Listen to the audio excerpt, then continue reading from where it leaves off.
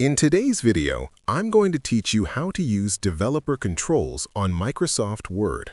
If you want to create interactive documents, forms, or templates that users can fill out easily, the Developer tab in Word provides a variety of powerful controls to help you achieve this.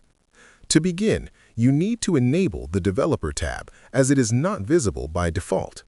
Click on File, then select Options. In the Word Options window, choose Customize ribbon.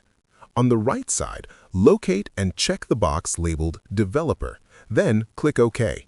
You should now see the Developer tab appear in the Word ribbon at the top of your screen. Next, open a blank document or an existing file where you want to add interactive elements. Once your document is ready, go to the Developer tab and locate the Controls group. This group contains several options that allow you to add different types of input fields and interactive elements.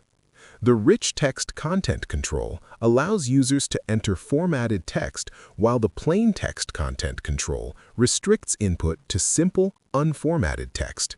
You can also add a Picture Content control if you want users to insert images. For selections, you can use a combo box or a drop-down list where users can pick from predefined options. The Date Picker control lets users select a date from a calendar, and the Checkbox control is ideal for forms or lists that require ticking options. After inserting a control, you can customize it by clicking on the control and selecting Properties in the Developer tab. In the Properties window, you can change the title or tag, add items to combo boxes or drop-down lists, and even lock the control to prevent it from being deleted accidentally. These settings help you maintain a professional and consistent layout. If you want to ensure that users can only fill in the controls without altering the rest of the document, you can protect it. Go to Developer, select Restrict Editing, check Allow only this type of editing in the document, and choose Filling in Forms.